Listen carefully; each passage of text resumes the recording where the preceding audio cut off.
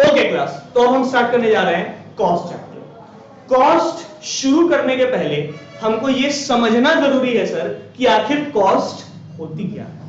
What do you mean by cost? यहां पे कोई है जो बता सकता है कि कॉस्ट क्या होता है? ट्राई तो करो। किसी चीज का प्राइस, किसी चीज का प्राइस।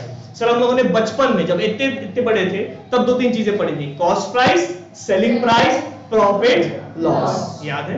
क्लास 4 5 6 में पढ़ाया जाता मैथ्स में, और आपका फेवरेट चैप्टर था वो, क्योंकि सर उसका कैलकुलेशन आसान था। बोलो यस और नो?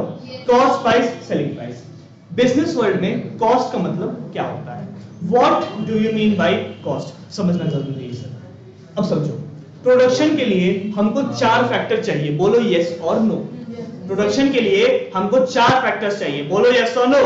क्या नाम है उनका? Land, labour, capital, entrepreneur. Land, labour, capital और एंटरप्रेन्योर। बेटा ये चारों कैपिटल, ये चारों फैक्टर्स ऑफ प्रोडक्शन अगर आप अपने बिजनेस में ला रहे हो तो इनको अपने बिजनेस में लाने के बदले इनको कुछ देना पड़ता है, इनको कुछ देना पड़ता है। जो देते हैं उसे बोलते हैं फैक्टर पेमेंट। क्या बोलते हैं उसको? Factor payment. Sir factor of production को लाने के लिए दी गई पेमेंट को क्या बोलेंगे? Factor payment. क्या बोलेंगे? Factor payment. क्या बोलेंगे? Factor payment. समझना, जब आप लैंड लाते हो, जब आप क्या लाते हो? लैंड। दोस्तों जरा एक बार बताना, लैंड में क्या क्या आता है? Anything on the land, above the land या बिलो द लैंड। ये रातें, ये मौसम, नदी का किनारा, चंचल हवा, all form part of land. यानी कि sir free gift of nature. क्या बोला? Free gift of nature, free gift of nature. Nature ने फ्री में दिया है। लैंड ही का एग्जांपल ले लो सर, नेचर ने तो फ्री में दिया है, लेकिन क्या लैंडलॉर्ड हमको फ्री में देगा? नहीं। लैंडलॉर्ड हमको फ्री में देगा? No sir. लैंडलॉर्ड हमको फ्री में देगा? No sir. नेचर ने हमको कोई चीज फ्री में दी है, लैंडलॉर्ड को तुमको पैसा देना पड़ेगा। तो माना जाता है सर कि लैंड के लिए हम जो पेमेंट करते हैं उसे बोलते हैं रेंट। क्या बोलते हैं? रेंट। क्या बोलते हैं? रेंट। समझ में आया? लैंड के लिए क्या दोगे? Rent. Very nice sir. Number 2, labour. Labour क्या ले जाएगा? वेजेस। सिर्फ वेजेस? सिर्फ वेजेस नहीं सर, वेजेस एंड सैलरीज। क्या ले जाएगा? Wages and salaries. अंतर बता सकते हो क्या होता है?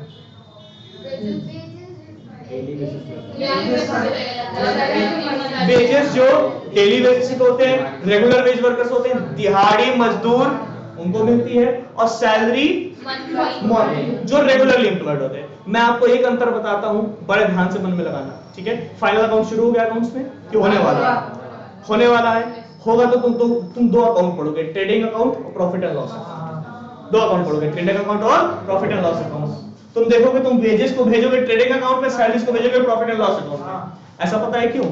प्रोडक्शन से रिलेटेड जितने खर्चे होते हैं, प्रोडक्शन से रिलेटेड जितने खर्चे होते हैं, इंक्लूडिंग एम्प्लॉयज को की गई पेमेंट, उसको सदैव वेजेस बोलते हैं। उसको क्या बोलते हैं? वेजेस। कोई व्यक्ति फैक्ट्री में काम कर रहा है, मशीन ऑपरेट कर रहा है, अगर उसको सैलरी भी देंगे ना तो उसको भी क्या बोलेंगे? वेजेस। उसको भी क्या बोलेंगे? वेजेस। इस इकोनॉमिक्स में आपको जहां भी फैक्टर पेमेंट का नाम आएगा सदैव वो वेजेस बोलेगा। क्यों? क्योंकि प्रोडक्शन में, प्रोडक्शन फैसिलिटी के अंदर, फैक्ट्री के अंदर किसी भी वर्कर को की गई कोई भी पेमेंट सदैव किस में आती है? वेजेस में आती है। किस में आती है? वेजेस में। Salary is always for office staff. किसके लिए होता है? ऑफिस स्टाफ के लिए। क्लियर हो गया?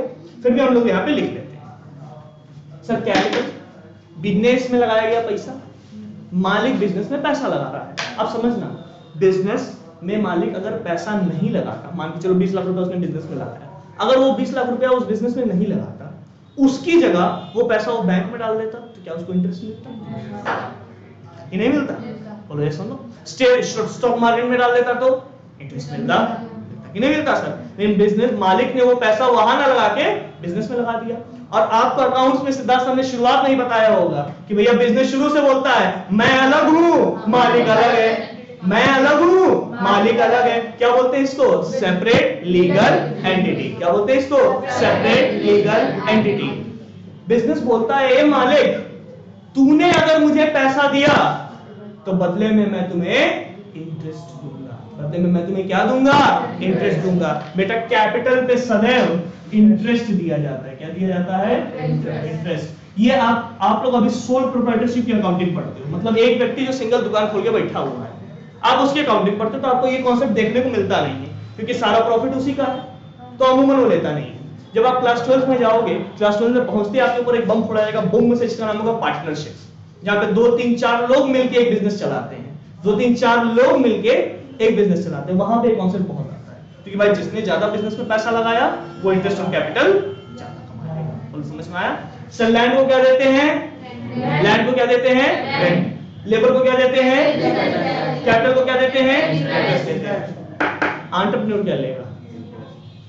इंटरेस्ट। वो तो कैपिटल का है भाई। एंटरप्रेन्योर लेता है प्रॉफिट। क्या लेता है? प्रॉफिट। प्रॉफिट, प्रॉफिट के लिए बिजनेस में बैठा है। तो सर 4 फैक्टर्स हैं, लैंड, लेबर, कैपिटल, एंटरप्रेन्योर, और चारों को क्या पेमेंट होती है? Rent, wages, interest and profit. इनको बोलते हैं बड़े प्यार से फैक्टर्स। क्या बोलते हैं? फैक्टर्स। और इनको बोलते हैं फैक्टर पेमेंट। क्या बोलते हैं? Factor payment. कॉपी निकालिए और इसे नोट करिए, कॉपी निकालिए और इसे नोट करिए। ऑनलाइन वालों आप वीडियो पॉज करके इसे नोट कर सकते हैं, मैं सामने से हट जा रहा हूं।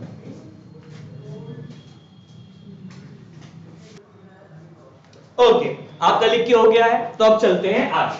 Again pens down. आओ तुमको एक कहानी सुनाते हैं, आओ तुमको एक कहानी सुनाते हैं। एक बार की बात है, एक व्यक्ति थे, व्यक्ति है मान के चलो, तो बेचारे को मानो एक व्यक्ति है जो कुछ दिखते ऐसे, discount discount discount discount discount discount discount discount. इनका नाम है मिस्टर भोलू। इनका नाम क्या है? मिस्टर भोलू। मिस्टर भोलू के पास मिस्टर भोलू मान के चलो, मिस्टर भोलू एक कंपनी में काम करते हैं। मिस्टर भोलू एक कंपनी में काम करते हैं, कंपनी में काम करते हैं, या चलो दूसरी तरफ से लेके चलते हैं। मिस्टर भोलू का अपना एक शोरूम है, बिजनेस। मिस्टर भोलू का अपना एक शोरूम है, सिटी का जो सबसे पॉश एरिया। कुछ सारी सिटीज में कुछ ना कुछ ऐसा पॉश एरिया होता है जहां का रेंट, यहाँ का किराया या जहां की वैल्यू बहुत ऊपर होती है। अपने गोरखपुर में गोलगढ़ है, बेतियाहाटा है, मोहद्दीपुर अभी हो गया है, बोले ऐसा नो। लखनऊ आप जाओगे तो गोमती नगर, दिल्ली जाओगे तो लाजपत नगर, डिफेंस कॉलोनी, अगर मुंबई जाओगे तो मरीन लाइंस। हर एरिया में कोई ना कोई एक पॉश एरिया होता है। मिस्टर भोलू का इसी पॉश एरिया में एक पीस ऑफ लैंड है, एक पीस ऑफ लैंड है जो कि अच्छा खासा बड़ा है, जहां पे इन्होंने मस्त एक शोरूम बना के खड़ा किया हुआ है। एक शोरूम बना के खड़ा किया, किसका शोरूम बनाया है बेटा? कपड़ों का। किसका बनाया है? कपड़ों का। अब समझो, आज की डेट में बाजार से लोग कपड़ा कितना खरीदते हैं? बहुत कम, बहुत कम। आजकल फैशन क्या चल रहा है सब? मीशो सस्ता खरीदना है तो मिंत्रा अच्छा खरीदना है तो, बोलो ऐसा लो, मीशो सस्ता खरीदना है तो मिंत्रा अच्छा खरीदना है, और फ्लिपकार्ट अगर किसी और को गिफ्ट देना है तो, बोलो ऐसा लो, क्योंकि महा 3rd क्लास के कपड़े आते हैं फ्लिपकार्ट से। कभी किसी ने फ्लिपकार्ट से कपड़ा मंगाया है? मंगाया बेटा? हाँ, कल ही मंगाया, कैसा आया? बहुत बेकार आया। मैंने एक बार मंगाया था एक पैंट, नॉन रिटर्नेबल था, मैंने देखा ही नॉन रिटर्नेबल, और पैंट मंगाया फॉर्मल पहली बार जिंदगी में, फ्लिपकार्ट से आया। घर पे आया तो पैंट उठाया, माताश्री ने कहा ये तो मेरे डस्टिंग क्लोथ जैसा है। हमने देखा है लग तो पोछा ही रहा है। रिटर्न करने का ट्राई किया, प्राइस पता कितनी थी? 400 रुपए। मतलब मंगा देखते क्या पता सही निकल जाए। रिटर्न करने गए तो देख रहे नो रिटर्न पॉलिसी, हमने कहा लग गया चूना। ऐसा no.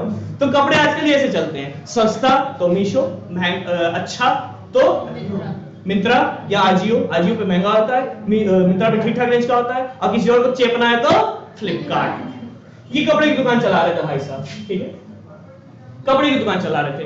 And for your kind information I might tell you he is an MBA from IIM Ahmedabad. कहां से? अहमदाबाद। IIM अहमदाबाद से ये MBA है। इन्होंने सोचा अपना बिजनेस करना है जिंदगी में तो ये कपड़ा बेचना। सुनो, इन्होंने कपड़ा जो खरीदा, कपड़ा खरीदना, उसको शोरूम मेंटेन करना, बिजली का बिल, वर्कर सब कुछ मिला के इनकी साल की टोटल कॉस्ट आती है, मान के चलो 20 लाख रुपए। कितनी आती है? 20 लाख रुपए। कितनी आती है? 20 लाख। ठीक है सर, इनका रेवेन्यू कितने का है? इनका रेवेन्यू है 35 लाख। कितना? 35 लाख। प्रॉफिट कितना बचा? 15। कितना बचा? 15। आप लोग सारे अकाउंट्स के स्टूडेंट हो, आपको पता है। सर इनकी कॉस्ट आती है 20 लाख रुपए, रेवेन्यू है 35 लाख रुपए का, अगर टोटल बेच बाच के टोटल प्रॉफिट इनका बचता है 15 लाख रुपए का, इनके इस बिजनेस से, कपड़े के बिजनेस से। आप बताओ क्या मिस्टर भोलू सही कर रहे हैं बिजनेस करके? बोलो। 15 लाख रुपए का प्रॉफिट है सर, महीने का 1,10,000 लगभग 1,20,000 भी हो सकता है। क्या उन्हें बिजनेस कंटिन्यू करना चाहिए? करना चाहिए। कितने बच्चे बोले कि करना चाहिए? 1 2 3 4 5 6। सर 15 लाख रुपए का profit is a decent profit, is what you guys कि सर 15 लाख रुपए में बिजनेस करना चाहिए। कुछ लोगों के मन में अभी शिकन है। क्या बात है शिकन? सर जिस हिसाब से इन्वेस्टमेंट हो रही है उस हिसाब से रिटर्न हमको नहीं लग रहा कुछ खास हो। इन्वेस्टमेंट छोड़ो ना, तुम बात सिर्फ कॉस्ट की करो। कॉस्ट 20 लाख रुपए की, रेवेन्यू 30 लाख 35 लाख रुपए का, प्रॉफिट 15 लाख रुपए का। इन्वेस्टमेंट किया है, मान के चलो बाप दादा की प्रॉपर्टी मिली, मान के चलो बाप दादा की प्रॉपर्टी मिली, उसमें दुकान खोल ली। बोलो भाई करना चाहिए कि नहीं करना चाहिए बिजनेस? शुड ही कंटिन्यू और should he not? That is my question commerce के छात्र के तौर से। धीरे धीरे बढ़ेगा, लॉस होगा जब देखा जाएगा। अभी तो कमा रहे हैं, अभी तो कमा रहे हैं। बोलो बेटा क्या बोलती हो, करना चाहिए नहीं करना चाहिए? सर अगर उसके पास इससे अच्छा कोई और काम नहीं है तो यही करना चाहिए। यही करना चाहिए। बाकी लोग पुरुष वर्ग, लड़के तो बोला यही करो सर, खत्म करो बवाल, बैठे बैठे पैसा मिल रहा है, क्या चाहिए जिंदगी में, फालतू सोचना क्यों है? हाँ अगर अच्छा अगले साल और रेवेन्यू बढ़ेगा, कॉस्ट भी तो बढ़ सकती है, दोस्त महंगाई एक साथ। जरा दूसरे तरीके से सोचते हैं, जरा दूसरे तरीके से सोचते हैं।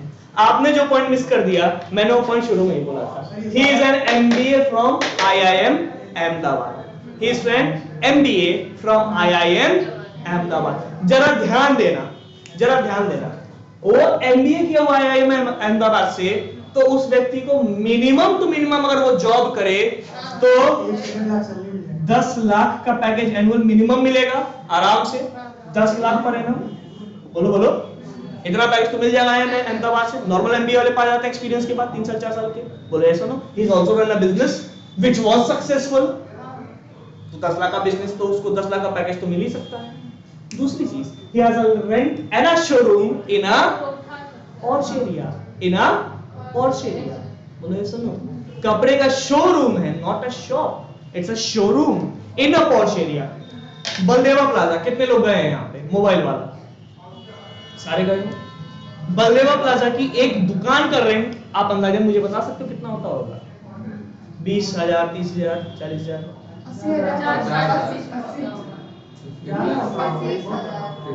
सर 80 होता होगा। 15 प्लस की 50 प्लस? 50 60 के प्लस। मैं बताऊं, एक महीने का ही बता रहे हैं। 1 लाख बोलो बेटा 7,000 रुपया। 80। मैं बताऊं, बलदेवा प्लाजा में सामने घुसते, जो सामने आपको दुकानें दिखती हैं मोबाइल की, उनका किराया 1.5 से 2 लाख रुपए के बीच में है। और जब आप अंदर जाते हो तो वहां की दुकानों का किराया 1,80,000 ऐसे चलता है। जो अंदर घुस के सीढ़ी से अंदर चले जाओ, बिल्कुल गलियारे के अंदर जो दुकान होगी ना, उसका भी किराया वहां पे 60,000 रुपया 50,000 रुपया। This is the rent in Baldeva plaza. समझ में आ रहा है? सर ये तो कुछ गड़बड़ मामला लग रहा है। कुछ ज्यादा ही रेंट नहीं है यहाँ पे। बेटा कमाते भी है वो मोबाइल बेच के, तो देखो मोबाइल का मार्केट है वो गोरखपुर में, that is the mobile market. वो लोग कमाते भी अच्छा है, ठीक है ना। फर्दर रेफरेंस के लिए आप गोयल सर से बात कर सकते हो, इनकी दुकान है बलदेवा प्लाजा। बोलो समझ में आ रहा है ना? And he also gives a rent of I think 1 lakh और 1,20,000 rupees per month, that is the rent. Sir इनका पॉश एरिया में शोरूम है भैया, छोटा भैया दुकान की बात नहीं कर रहे हैं। मान रहे हैं बलदेवा प्लाजा की दुकान जितनी ही वैल्यू होगी, मान रहे हैं, तब भी साल का रेंट कितना? 12 लाख रुपीस पर मंथ। साल का कितना? 12 लाख रुपए। जरा जोड़ो, 22 लाख। कितना 22 लाख पर annum. He could have earned 22 lakh rupees, but he is earning 15 lakh rupees. अब बताओ बिजनेस करना चाहिए कि नहीं करना चाहिए? नहीं करना चाहिए। 7 लाख रुपए का नुकसान हो रहा है। और जरा सा फ्लैशबैक में जाओ तो सर अपॉर्चुनिटी लॉस्ट हो रही 7 लाख रुपए की। इसको हम लोगों ने बड़े प्यार से क्या बोला था? Opportunity cost. कुछ पाने के लिए कुछ खोना पड़ता है, याद है? कुछ पाने के लिए कुछ खोना पड़ता है, और जो खोया उसे अपॉर्चुनिटी कॉस्ट कहते हैं। याद आ रहा है? सेकेंड बेस्ट अल्टरनेटिव जो लूज कर दिया उसे क्या बोलते हैं? Opportunity cost. बेटा अनन्या, कुछ भी idea, slight idea opportunity cost का? बेटा मान के चलो वो ये काम कर रहा है, 15 लाख रुपए कमा रहा है। 15 लाख रुपए कमाने के चक्कर में उसने कितना खो दिया? 7 लाख। 7 लाख खोया ना? 7 लाख रुपया या 22 लाख की बात करो ना। 15 लाख कमाने के लिए उसने कितना खोया? 22 लाख कमाने की अपॉर्चुनिटी थी उसके पास। 22 लाख कमाने की अपॉर्चुनिटी थी उसके पास, लेकिन ये अपॉर्चुनिटी उसने खो दी, मिस कर दी, खो दी। तो इसको क्या बोल दिया? Opportunity cost. Opportunity cost. Backup चलेगा तो उसमें तुम्हारा चैप्टर 2 कवर हो जाएगा। क्लियर है ना सर? कुछ पाने के लिए कुछ खोना पड़ता है, जो खोया उसे बोलते हैं अपॉर्चुनिटी कॉस्ट। इसको क्या बोलते हैं? Opportunity cost. सर ये बिजनेस करने के बेटर उसके लिए तो ये वाला ऑप्शन। बोलो समझ में आ रहा है? अब जरा एक चीज को बड़े ध्यान से समझिए। जब बिजनेस चलता है ना दोस्त, मैं आपके अकाउंट्स की बात कर रहा हूं। आप now I criticise accounts. Sir क्या बात कर रहे हो? जिंदगी में कॉमर्स वाले होके कॉमर्स में अकाउंट्स की क्रिटिसाइज मैं करूंगा। जब आप बात करोगे अकाउंट्स की ना, तो अकाउंट्स सिर्फ इस चीजों को ध्यान देते हैं। अकाउंट्स जब भी बात करेगा, it will always talk about cost and revenue, profit. Will cost accounts ever talk about the opportunity that you have lost? Accounts never talks about that. Accounts never talks about that. इसको जरा दूसरे नजरिए से लेके चलो, दूसरे नजरिए से लेके चलो। सर बहुत डिटेल में पढ़ना है सर। एक बिजनेस है, एक बिजनेस है, ठीक है, जिसमें बिजनेस मालिक ने अपनी जमीन पे खोल रखा है। मालिक ने अपनी जमीन पे खोल रखा है कोई सी चीज, मान के चलो तुम्हारा दुकान है, ठीक है, दुकान पे वो बैठता है गल्ले पे, एंड सारी चीजें, ठीक है। अकाउंट्स की बात करो तो अकाउंट्स कॉस्ट क्या क्या कंसीडर करेगा? सर बिजली का बिल, सर जो मटेरियल खरीद के आ रहा है वो, सर ट्रांसपोर्ट के खर्चे जो है, सर सफाई, ऑफिस, एक दुकान में क्या ही ऑफिस होगा, स्टाफ वगैरह एक दो होंगे। अकाउंट्स उन चीजों को कंसीडर करेगा जो पैसा बाहर जा रहा है। लेकिन जरा ध्यान देना, क्या ये जमीन अगर इस दुकान को खोलने की जगह किसी और को मैंने दे दी होती तो मुझे इस पे किराया भी मिलता? मुझे इस पे किराया भी मिलता? यस और नो? क्या अकाउंट्स इस चीज को कंसीडर करता है? कभी आपने ऐसी कोई जर्नल एंट्री पास की है? अपॉर्चुनिटी लॉस्ट अकाउंट डेबिट कभी किया है? नहीं किया है सर। ये मालिक जो इस बिजनेस में खड़ा हुआ है, स्टाफ की सैलरी तो कंसीडर कर ली सर, स्टाफ की सैलरी तो कंसीडर कर ली सर। जो मालिक बिजनेस में खड़ा हुआ है, क्या आपने उसकी सैलरी कंसीडर की कि वो अगर बिजनेस में नहीं रहता, कहीं और जाता तो वहां से सैलरी तो उठाता? क्या आपने कभी अकाउंट्स में ऐसी एंट्री की है? Opportunity lost for the entrepreneur, account debit as an expense, कभी नहीं किया सर। अकाउंट्स सिर्फ बाहरी कॉस्ट को कवर करता है, जो कॉस्ट बिजनेस से बाहर जा रही है, जो कॉस्ट बिजनेस से बाहर जा रही है। और जो कॉस्ट बिजनेस से बाहर जा रही है उसको हम लोग बोलते हैं एक्सप्लिसिट कॉस्ट। क्या बोलते हैं उसको? Explicit cost. एक्सप्लिसिट मतलब बाहरी, एक्सप्लिसिट मतलब बाहरी। अकाउंट्स किसको कंसीडर करता है? सिर्फ एक्सप्लिसिट कॉस्ट को। किसको? सिर्फ एक्सप्लिसिट कॉस्ट को। वो कॉस्ट जिसे अकाउंट्स कंसीडर नहीं करता है, जो कि अपॉर्चुनिटी कॉस्ट है, उसे हम बोलते हैं इम्प्लिसिट कॉस्ट। उसको क्या बोलते हैं? Implicit cost. उसको क्या बोलते हैं? Implicit cost. बिजनेस में प्रॉफिट होना क्यों जरूरी है? क्यों बिजनेस में प्रॉफिट? क्यों नहीं कोई बिजनेस ब्रेक इवन पे चल जाता है? बोलो कि सर जितनी कॉस्ट है उतना रेवेन्यू हो गया, काम खत्म। क्या बिजनेसमैन के लिए फायदा है? नहीं है सर। वो कुछ पा ही नहीं रहा है, उसकी अगर कहीं और नौकरी करता तो कुछ तो कमाता, कुछ तो कमाता। बोलो यस और नो, बोलो यस और नो। उसको हम लोग बोलते हैं इम्प्लिसिट कॉस्ट। क्या बोलते हैं? Implicit cost. कॉपी में हेडिंग डालिए कॉन्सेप्ट्स ऑफ कॉस्ट, लिखिए कॉस्ट। दो पार्ट बनाइए इसके, एक साइड लिखिए इम्प्लिसिट, एक साइड लिखिए इम्प्लिसिट, और एक साइड लिखिए एक्सप्लिसिट। एक साइड लिखिए इम्प्लिसिट, एक साइड लिखिए एक्सप्लिसिट। हो जाए डन टू डन डन कर देना।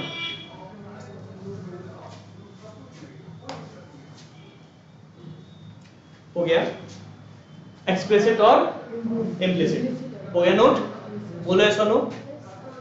इम्प्लिसिट के नीचे लिखना शुरू करिए, इम्प्लिसिट के नीचे point number 1, these are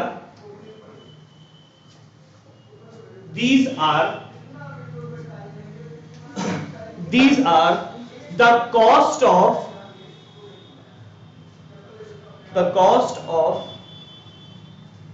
owned, OWNED, owned factors of production, owned, owned factors of production. These are the cost of the own factors of production. Sir ये लाइंस हमको घंटा बाद में याद नहीं आएगा, नीचे लिखिए for example,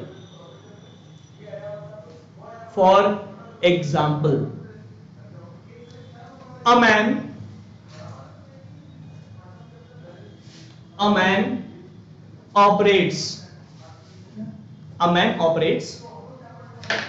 man operates a business. A man operates a business on his own piece of land. A man operates a business on his own piece of land.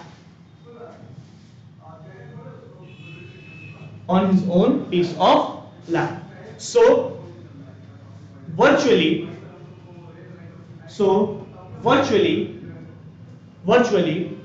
he has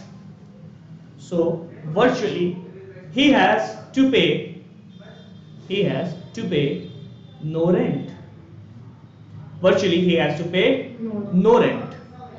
Second paragraph उसी के नीचे, what if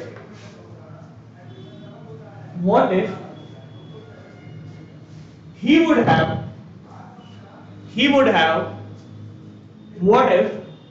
have lent this land,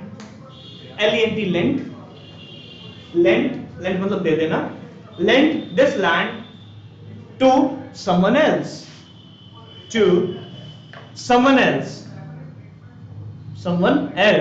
question mark, he would have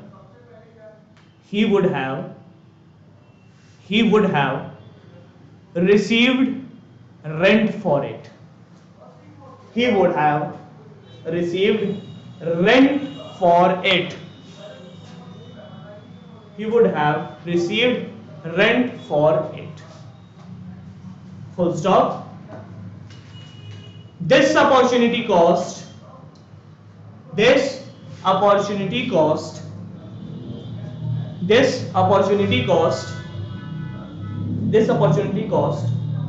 of foregone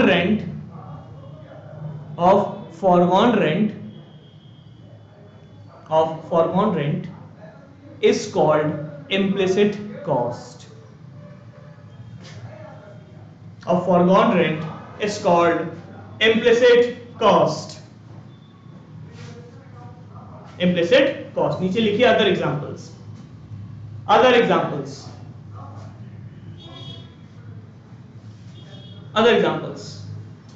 Services of the entrepreneur. कोई entrepreneur बोलेगा तो बड़ी मार पड़ेगी। अब क्या होता है entrepreneur. Services of the entrepreneur, any other asset introduced into the business, any other asset introduced into the business by the owner himself. By the owner himself. हो गया?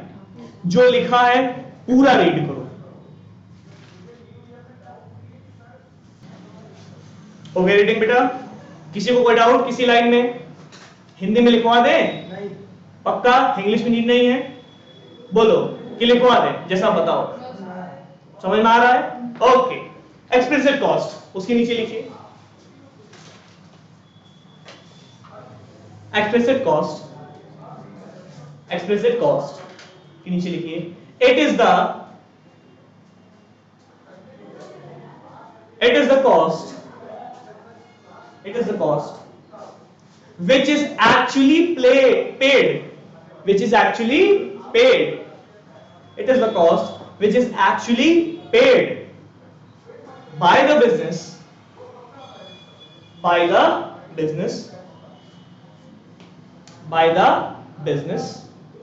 ब्रैकेट में लिखिए कैश आउटले, OUTLAY ले, बता रहे बेटा, cash outlay हुआ है, HUA हुआ, ब्रैकेट HAI है चैटिंग वाली भाषा, कैश आउटले हुआ है, ब्रैकेट क्लोज। बच्चों आउटले मतलब आया है सर अंदर। नालायक।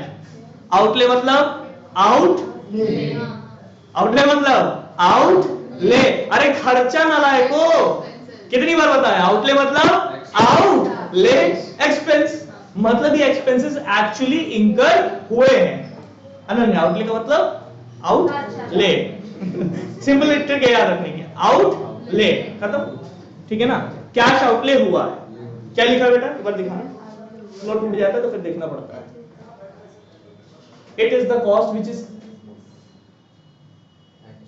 ये कौन सा actually paid by the business, cash outlay हुआ है, and is recorded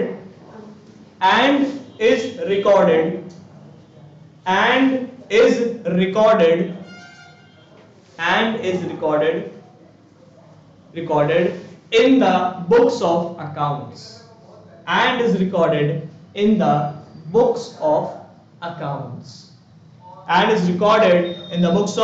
accounts, sir 7 महीने में पहली बार इकोनॉमिक्स में अकाउंट्स का रेफरेंस मिला है सर, जिंदगी में 7 महीने में पहली बार मिला है। बोलो ऐसा नो। नीचे लिखिए एग्जाम्पल,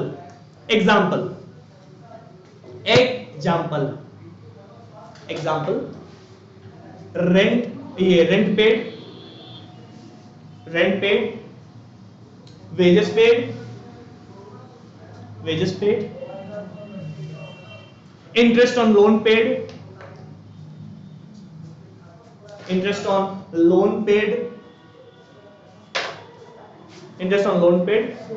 एक्सेट्रा। किसी भी प्रकार का खर्चा वो क्या होता है? Explicit cost. इसी में लिखिए point number 2, it appears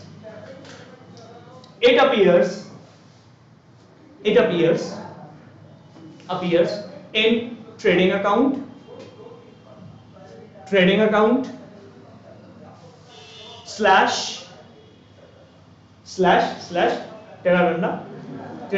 slash manufacturing account, बता रहे घबराओ नहीं, मैन्युफैक्चरिंग अकाउंट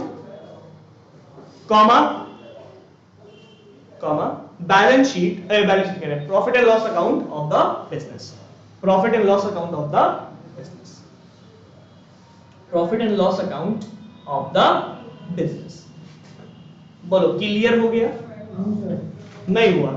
एक पॉइंट फंसा है सर, आज जिंदगी में मैन्युफैक्चरिंग अकाउंट क्या है? ट्रेडिंग सुना था, प्रॉफिट एंड लॉस सुना था, बैलेंस शीट बस सुना था, या आप एक नया बम फोड़ दिए। बेटा समझो, जो बिजनेस सामान खरीदते हैं और बेचते हैं, मैंने मार्कर इधर पिंटू से खरीदा तो चिंटू को बेच दिया, पिंटू से खरीदा चिंटू को बेच दिया, 2 रुपए कमा लिए, टॉफी खा ली। I am trading, what I'm doing? I'm trading in goods। कई सारे ऐसे बिजनेस होते हैं जो ट्रेड नहीं करते हैं, वो सामान बनाते हैं। For example Tata Motors, Tata steel, कोई भी फैक्ट्री, क्या वो सामान खरीद के सामान बेचते हैं? नहीं सर, वो रॉ मटेरियल्स खरीद के सामान बनाते हैं फिर बेचते हैं। जो बिजनेस सामान खरीद के प्रोडक्शन करके बेचते हैं ना, वो ट्रेडिंग अकाउंट नहीं बनाते हैं, वो मैन्युफैक्चरिंग अकाउंट बनाते हैं। कौन सा अकाउंट बनाते हैं? Manufacturing account. अकाउंट्स में सिद्धार्थ सर से पूछना, तुमको बहुत डिटेल में बताएंगे। समझ में आ रहा है ना? आपके सिलेबस में वैसे ये नहीं है। जब आप सीए इंटरमीडिएट में जाओगे या बीकॉम थर्ड ईयर में जाओगे तब पढ़ोगे मैन्युफैक्चरिंग अकाउंट होता क्या है। तो समझ में आ रहा है? जो बिजनेस सामान खरीद के बेच दिए ट्रेडिंग अकाउंट, जिस बिजनेस में सामान बनाया मैन्युफैक्चरिंग। क्या होता है वो? Manufacturing account. बोलो क्लियर है? अभी को क्लियर है? दोनों पॉइंट्स क्लियर है? पक्का, वेरी नाइस सर। जब दोनों पॉइंट क्लियर ही हैं तो आओ देखते हैं नए कॉन्सेप्ट्स। हेडिंग डालिए, हेडिंग डालिए कॉपी में, हेडिंग डालिए। एग्जांपल नहीं दे, नई हेडिंग पड़ेगी। हेडिंग डालिए accounting cost, accounting cost, accounting cost, accounting cost and economic cost, accounting cost and economic cost, accounting cost and economic cost. Sir आप ही अकाउंट्स पढ़ा दीजिए आज जिंदगी में। क्या फालतू सिद्धार्थ सर को बुलाएंगे अब इसके बाद, जब अकाउंट्स ही चल रहा है, अकाउंट्स ही चल जाए। मजा आ रहा है ना? लिंक करके पढ़ो तो मजा आता है। Accounting cost and economic cost. बच्चों बड़े ध्यान से समझना, जब मैं बात करता हूं अकाउंटिंग कॉस्ट की, किसकी? अकाउंटिंग कॉस्ट की। मेरी भी राइटिंग अच्छी है जिंदगी में, हंसने वालों देख लो, ठीक है? अकाउंटिंग कॉस्ट, अकाउंटिंग कॉस्ट की बात करूंगा तो accounts only considers explicit cost. Accounts सिर्फ किस कॉस्ट को मानता है? Explicit cost. किसको मानता है? Explicit cost. ये वो कॉस्ट है जो हम लोगों ने बाहर पे कर दी। बेटा लिखना बाद में, समय मिलेगा। ये वो कॉस्ट है जो हम लोगों ने बाहर पे की। आप तो एंट्री करते हो, बोले यस और no? Expenses account debit to cash, बोले यस और no? Shipping expenses account debit to cash. कोई एसेट खरीदा तो machinery account debit to cash, या बैंक जो भी करते हो, या टू क्रेडिटर्स जिनको पैसा देना है, बोले यस और नो? ये सिर्फ अकाउंटिंग सिर्फ एक्सप्लिसिट कॉस्ट को कंसीडर करती है। लेकिन जब मैं बात करता हूं इकोनॉमिक कॉस्ट की, यानी कि मेरे सब्जेक्ट वाली कॉस्ट की, तो ये सुपीरियर है सर, क्योंकि ये अकाउंट, ये इम्प्लिसिट, इम्प्लिसिट प्लस एक्सप्लिसिट दोनों कॉस्ट को कंसीडर करती है। इकोनॉमिक्स में इम्प्लिसिट और एक्सप्लिसिट दोनों कॉस्ट को कवर किया जाता है। क्यों? क्योंकि सर हम लोग जब इकोनॉमिक्स में नए नए आए थे ना, नया नया आते ही हम लोग को एक चीज पढ़ा दी गई थी, क्या? Opportunity cost. क्या पढ़ा दी गई थी? Opportunity cost. सर ये इम्प्लिसिट कॉस्ट जो है ना, ये अपॉर्चुनिटी कॉस्ट है। जरा ध्यान से समझना, बड़े ध्यान से सोच के बताना। कोई बिजनेसमैन अकाउंटिंग कॉस्ट पे ऑपरेट करना चाहेगा कि इकोनॉमिक कॉस्ट पे? इकोनॉमिक पे। जरा बताओ, कोई समझदार इंसान अकाउंटिंग कॉस्ट पे ऑपरेट करना चाहेगा कि इकोनॉमिक कॉस्ट पे? अकाउंटिंग पे करना चाहेगा। अकाउंटिंग कॉस्ट वाले हाथ उठाएंगे, एक। इकोनॉमिक कॉस्ट वाले हाथ उठाएंगे, 1 2 3 4 5 6। मतलब लड़के सारे इकोनॉमिक बोल रहे हैं। इकोनॉमिक, इकोनॉमिक, तुम इकोनॉमिक। गरिमा, देखते हैं जिस पे कर लेंगे जिंदगी वाले करे तो। कैसे श्रृंखला अकाउंटिंग कॉस्ट पे ऑपरेट? चलो श्रृंखला ने बोला अकाउंटिंग कॉस्ट पे ऑपरेट करेंगे, मैं मान लिया, चॉकलेट ले गई थी तो मानना पड़ेगा जिंदगी में। समझदार बच्चों पीछे रहेंगे। बेटा श्रृंखला, मैं तुमको बताता हूं।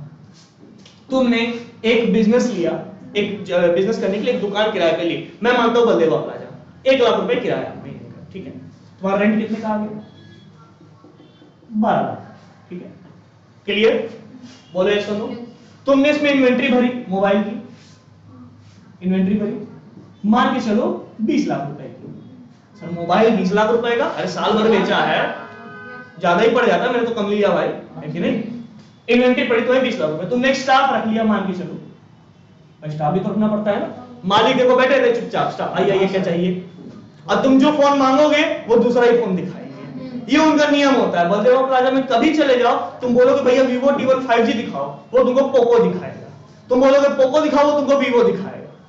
नालायकी करते हैं सब, उनका मार्जिन उसमें ज्यादा होता है, समझ रहे हो ना? वो वही फोन दिखाते हैं, कहते हैं बहुत बढ़िया फोन है भैया, कोई दिक्कत नहीं आ रही, भले उसी दुकान पर काउंटर पे वो बन रहा हो। बोले ऐसा ना। तो बेटा रेंट 12 लाख रुपए की, इन्वेंट्री तुम्हारी 20 लाख रुपए की पड़ गई, स्टाफ का खर्चा, सफाई का खर्चा, बिजली का बिल, ये वो दुनिया भर का हिंद तिंद मिला जुला के तुमने 4 लाख रुपए भर दिए। क्लियर है? Staff etcetera. टोटल कॉस्ट हमारी कितनी हो गई? 24, 26 और 36 लाख रुपए। श्रृंखला तुम्हारा टोटल साल का टर्नओवर रहा 36 लाख रुपए। बोलो, करोगी बिजनेस? क्यों भाई? अकाउंटिंग कॉस्ट के हिसाब से तुम्हारी कॉस्ट मीटअप हो गई। 36 लाख लगाया, 36 लाख मिल गया। क्यों नहीं करोगी? सर इसमें प्रॉफिट ही नहीं है सर। इसमें प्रॉफिट नहीं है, इसमें प्रॉफिट नहीं है। जब प्रॉफिट ही नहीं है भैया तो ऐसा काम क्यों करना? एक तरह से श्रृंखला ने साल भर क्या कमाया? कुछ नहीं कमाया, कुछ नहीं कमाया। 36 कमाया, 36 लग गया। बोलो ऐसा नो, कुछ नहीं कमाया। इससे अच्छा तो हम ट्यूशन पढ़ा लेती, कम से कम महीने का 10,000 रुपए तो पाती। बोलो ऐसा नो, सर कुछ नहीं कमाया। लेकिन जब मैं बात करूंगा इकोनॉमिक कॉस्ट की ना बेटा, तो इकोनॉमिक कॉस्ट में चारों चीजें इंक्लूड होंगी। फॉर एग्जांपल एक्सप्लिसिट कॉस्ट में अब देखो 4 फैक्टर ऑफ प्रोडक्शन से इसको लिंक करो। लेबर और लैंड, लेबर और लैंड, ये किसमें आएगा? एक्सप्लिसिट से। किसमें आएगा? एक्सप्लिसिट से। क्योंकि सर लैंड के लिए रेंट देते, लेबर के लिए क्या देते हैं? Wages and salaries. और इम्प्लिसिट में क्या आएगा? कैपिटल का इंटरेस्ट प्लस एंटरप्रेन्योर का प्रॉफिट। जब हम इकोनॉमिक कॉस्ट की बात करेंगे तो उसमें इम्प्लिसिट भी आएगा और एक्सप्लिसिट भी आएगा। मैं आपको बताऊं, जब हम लोग कॉस्ट चैप्टर पढ़ेंगे ना आगे चल के, हम लोग बहुत सारे ग्राफ देखने वाले हैं। ग्राफ ही ग्राफ आएंगे, इतने ग्राफ आएंगे तुमको लगेगा ग्राफ की बारिश हो रही है जिंदगी में, ठीक है ना? जब हम लोग ग्राफ देखेंगे ना, मैं तुमसे बोलूंगा जहां पे मेरी कॉस्ट मेरे रेवेन्यू के बराबर हो जाए, रेवेन्यू मतलब सेल्स, रेवेन्यू मतलब सेल्स, जहां पे मेरी कॉस्ट मेरे रेवेन्यू के बराबर हो जाएगी ना, हम कहेंगे बिजनेस करो। तुम बोलोगे सर क्या बात कर रहे हो? अभी से समझ लो बेटा, वो कॉस्ट अकाउंटिंग कॉस्ट नहीं होगी, वो कॉस्ट इकोनॉमिक कॉस्ट होगी। यानी कि नॉर्मल प्रॉफिट जो मिलना चाहिए बिजनेसमैन को, वो प्रॉफिट उसको मिलेगा, वो प्रॉफिट उसको मिलेगा। जब भी मैं बोलूंगा कि ये कॉस्ट बराबर हो गई है मेरे रेवेन्यू के, तो चिल्लाना मत कि सर ये कौन सा बिजनेस है जिंदगी में, मत चिल्लाना, क्योंकि हम बात करेंगे किसकी? इकोनॉमिक कॉस्ट की, not of accounting cost. Sir इसमें इंप्लिसिट कॉस्ट कैलकुलेट कैसे की जाती है? अब तो ये सवाल बताओ आप, हम कैसे मान लेंगे कि हमारी इकोनॉमिक कॉस्ट यही है? बेटा देखा जाता है कि नॉर्मली उस बिजनेस में पैसा इन्वेस्ट करने पे कितना रिटर्न कैपिटल पे मिल रहा है, कितना रिटर्न मालिक को प्रॉफिट मिल रहा है, नॉर्मली जो बाजार में चल रहा है। अगर उतना ही हम अगर बाजार में ही चल रहा है कि 20 लाख रुपए लगा के साल का 2 लाख रुपया इंटरेस्ट निकल जाता है, मालिक का 4 लाख रुपए प्रॉफिट, यानी टोटल 6 लाख रुपए निकल जाते हैं अगर 20 लाख रुपए लगा के, तो उसको नॉर्मल माना जाएगा। अगर मेरे बिजनेस में भी 20 लाख रुपए मैंने इन्वेस्ट किए और साल का 6 लाख रुपया यहाँ से निकल रहा है, प्रॉफिट वो निकल रहा है, तो मैंने मानूंगा कि इसकी कॉस्ट मीटअप हो गई है। क्लियर हो गया? इंडस्ट्री स्टैंडर्ड्स के हिसाब से क्लियर है? तो आगे चल के हम जब भी बोलेंगे कॉस्ट बराबर रेवेन्यू, बिजनेस सही है, बिजनेस नॉर्मल है, तो आप आश्चर्य तो नहीं करोगे, नहीं ना करोगे। अपनी बहन को जाके समझा देना कि ए कॉस्ट और रेवेन्यू बराबर होता है, वो पागल हो जाएगी। अच्छा आई तो है हमको लगा एब्सेंट है। समझ में आया? क्लियर? पक्का? Done? Done? Okay sir, copy निकालिए, लिखिए पॉइंट नंबर 1। क्यों नहीं लिखोगे जिंदगी में? लिखो, accounting cost equal to explicit cost, economic cost equal to implicit plus explicit cost. इसको नोट कर लो।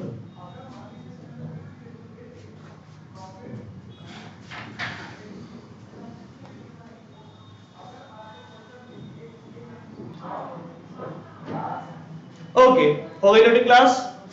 चलो अब इस पे एक एग्जांपल देखते हैं। आपकी बुक में दिया हुआ है, मेरे पास नई एडिशन की बुक है, पेज नंबर है 222। क्या दो? Page number 222। ठीक है, सारे आ जाओ पेज नंबर 222 पे। पुराने बुक का पेज नंबर कोई बताएगा प्लीज? 194। पुरानी बुक पेज नंबर 194, नई बुक पेज नंबर 222। नई बुक पेज नंबर 222। सारे आ जाओ।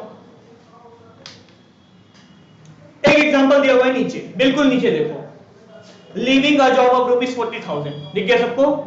सबको मिला? ठीक, पढ़ते हो। Leaving a job of ₹40,000 per month and evicting his tenant. Evicting मतलब हकार लेना, लात मार के निकाल लेना। टेनेंट मतलब किराएदार। एक व्यक्ति ने साल अपनी 40,000 रुपए पर मंथ की नौकरी छोड़ दी और अपने किराएदार को लात मार के निकाल दिया, who was paying 50,000 per month for the factory premises। एक फैक्ट्री प्रेमाइसिस इस व्यक्ति की थी। आओ डेटा में देखते हैं। इस व्यक्ति की अपनी खुद की एक फैक्ट्री प्रेमाइसिस थी जिसको रेंट पे चलाता था, और रेंट पे चला के किराएदार इसे 50,000 रुपए महीना दे रहा है। ठीक है, आओ देखते हैं, कंपैरिजन करते हैं बेटा, आपका यही काम है। देखो रेंट मिलता था इसे 50K पर मंथ इंटू 12 महीने होते हैं, कितना हो गया 6 लाख। बोलो यस और नो, बोलो यस और नो। हाँ सर ये जॉब करता था तो इसे सैलरी मिलती थी, कितनी मिलती थी 40,000 पर मंथ। 12 महीने काम किया, कितना मिल गया 4,80,000। बोलो यस और नो, बोलो यस और नो। अरे बोलो भाई। ओके, ये इसको मिलता था, इसने निकाला। An entrepreneur undertakes production of garments। Garment मतलब कपड़े, आप लोग के favourite. He pays 10 lakh for the purchase of inputs। Inputs खरीदा कितने में 10 लाख में। इनपुट्स मतलब फैक्टर्स ऑफ प्रोडक्शन, सारी चीजें। कॉस्ट कितनी हो गई इसकी 10 लाख, कितनी हो गई 10 लाख। ठीक है, find the cost of production in terms of explicit cost and implicit cost. इसने रेवेन्यू दिया है, नहीं दिया है। यार मेरे ख्याल से ये क्वेश्चन थोड़ा बहुत तो अधूरा हो गया, थोड़ा बहुत तो अधूरा हो गया। हमको अगर कंपेयर करना था इसे तो at least we needed to have the revenue कि हम कंपेयर कर सकते। ये पूछ क्या रहा है, find the cost of production in terms of explicit cost and implicit cost. ये कॉस्ट पूछ रहा है बस। ये क्या है भैया, हैं कॉस्ट, कौन सी कॉस्ट, ये कौन सी कॉस्ट है, एक्सप्लिसिट कॉस्ट है। इम्प्लिसिट कॉस्ट कितनी होगी 6 लाख और ये 4 लाख 6 लाख एंड 4 लाख 10 लाख 80,000। ठीक है, और एक्सप्लिसिट कॉस्ट कितनी हो गई 10 lakh. This explicit cost, this is implicit cost. Sir ये क्वेश्चन में मजा नहीं आया, इस क्वेश्चन में मजा नहीं आया। इस क्वेश्चन में आगे एक लाइन मेरी तरफ से ऐड करो, मेरी तरफ से ऐड करो भाई, डिसीजन लेना है। मेरी तरफ से एक लाइन ऐड करो क्वेश्चन में, बुक में ऐड करो। he gets a revenue, he gets a revenue of rupees 22 lakhs, 22 lakhs। 22 lakh रुपए का रेवेन्यू आया। अरे भाई 10 लाख रुपए का सामान ले आया तो 22 लाख रुपए का रेवेन्यू तो नॉर्मल बात है। He gets a revenue of 22 lakhs, full stop। Should he continue the business or not? Should he continue the business or should he continue the business or not? लिख लिया सबने? Everyone done to running done? Done to running done? बोलो बोलो। ठीक। अब board की तरफ सबका ध्यान, सारे पेन्स डाउन। बेटा कॉस्ट है उसकी, देखो रेवेन्यू आया उसे, रेवेन्यू मतलब होता है टोटल सेल्स, ठीक है ना। रेवेन्यू आया उसे 22 लाख रुपए का, कितने का 22 लाख। कॉस्ट उसे टोटल कितनी पड़ी सारी इनपुट्स की 10 लाख, कितनी 10 लाख। बोलो profit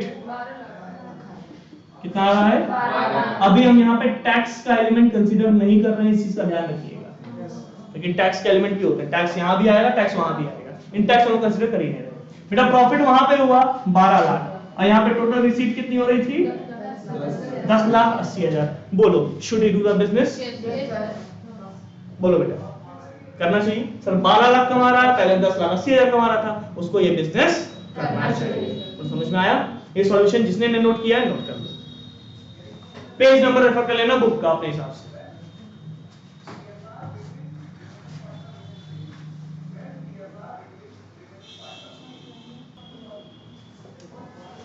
Therefore, he should continue to do the business as he is in a surplus of rupees। बेटा 12 लाख कमाया, पहले कितना कमाया था 10 लाख 80,000। सरप्लस कितना हो गया? 1,20,000। ये भी नोट करो।